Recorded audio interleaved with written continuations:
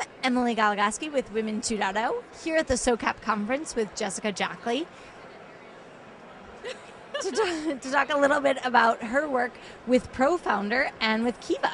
Tell us a little bit about the panel that you just got off and what it is that you've been talking about. Sure. So the panel I was just on was a wild ride. It was a very interesting panel for all that got to attend.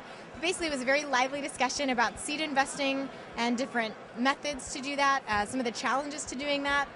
I was sort of on the panel, I think, with the position of, hey, it shouldn't be so hard, it shouldn't be so expensive, and in fact, the traditional sources of capital are fine, but there are limitations to those, so why not enable whole communities to come together, whether through Kiva, whether through ProFounder, which is going to launch soon, and either lend to an entrepreneur that really needs that funding, as in Kiva, or invest in an entrepreneur that needs that funding, like on ProFounder, and to not have to need one or two really wealthy individuals to write a big check, but you can have a few dozen of your friends and family and community members write smaller checks to get that same amount of funding that you need and include them in your journey.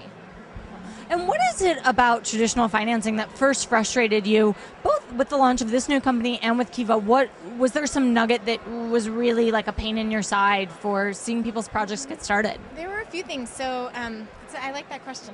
So first, I felt frustrated that coming from the nonprofit sector, coming from the philanthropic side of things, I was frustrated that sometimes donations weren't used for things that were necessarily subsidized. So to donate money and then have that money be used as a loan, I felt like that was just kind of weird and like a little bit of a disjointed, sort of dissonant, it was a mismatch, right?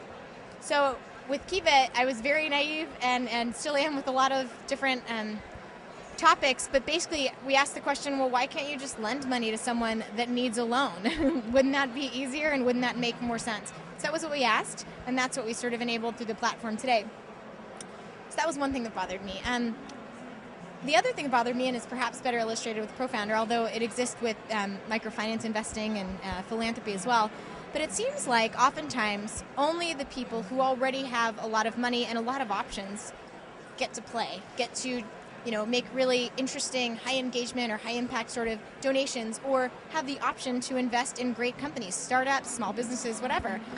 Only accredited investors or sophisticated investors, and these are legal terms, not my own, but only people that are already sort of in this upper echelon of the world in terms of their financial resources get to participate in investing. And I didn't like that. So from the investment standpoint, I'm hoping that ProFounder, among other great new technologies and tools that are out there, I'm hoping ProFounder can open up for, heaven forbid, an everyday person with an average amount of money, or even less than average amount of money. It can open up the opportunity for them to participate and support an entrepreneur they care about, that they believe in, and participate in that journey as their story unfolds, and perhaps share in a really a dynamic upside. So if the company does really well, so can they, even if they've only put in a few $100s or $1,000 to that company.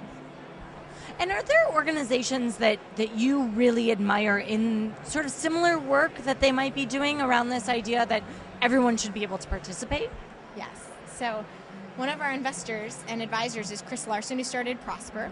So Kiva and Prosper actually started in the same month back in the fall of 2005. And as we've watched that unfold, I mean, they've had their ups and downs and so many interesting opportunities and struggles and victories. I really admire Chris and the path that he's taken, and I really admire his drive to sort of democratize that space and allow anybody to get the capital that they need from a broad democratic sort of community. Kickstarter, I really think, is great because they sort of had a fresh take on donations and allowing anybody to raise at least a little bit of money from donations from a broad audience. They've sort of I think they did a very good job at deciding on a scope that made sense. So ideas and projects, it's a really different cut. And so even though it's, donations are nothing new, they did it in a way that got people really excited. So I admire that.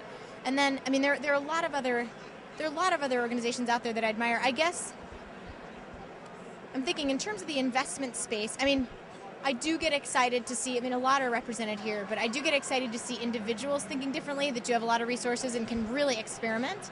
But yeah, I think if I start to continue my list, I'll have a very, very long list. But those are two that come to mind that sort of have different angles I appreciate. And what is your advice for young women entrepreneurs, potentially just out of college or just out of business school, maybe not interested in a traditional 9 to 5 route, yeah, but fearful to take the plunge, what are your words of wisdom for them? Yes. So my words of wisdom are: don't be afraid. Don't even think of your options. Don't even think of the language of failure. You can actually erase that from your vocabulary. Just think about iteration. Think about having your best guess at a solution for a problem. Having your, do your homework, do your research, do a quick business plan. All that good stuff is fine. Planning is good. But then take a step, put something out there, and then iterate. Make it better and better every day. So with Kiva, we started with 7 entrepreneurs, then you did $3,000 or so total. That was tiny. It wasn't a big deal. It wasn't a big splash. It was this little experiment we did with friends and family, and then we just grew and grew and grew, and that's okay. So it's okay to start small. It's okay to start not knowing all the answers. You never can know all the answers anyway. So if you have an idea, think of a way to make it sort of bite-sized. Think of a way to do one little experiment with it and learn and test. With ProFounder, we so far have had just one entrepreneur raise money on the site, and we talked to him like every day and learned as much as we could about his process. And now, this week, we're starting with another 20, and we're going to see what we learn with them. But we're going little by little. We're saying no to hundreds of other people that want to raise money now because we're like, wait, we're learning, we're going slow, and that's good and appropriate. And then we can get better and better. And then as we get better and better, include more and more people. So what's great about what I just described, I'm thinking of that person you described, getting right out of college or right out of grad school. You can do these little experiments on the side. You can have a 9-to-5 job. You can do what you need to do to pay your bills, pay off your student loans. Goodness knows I still have those.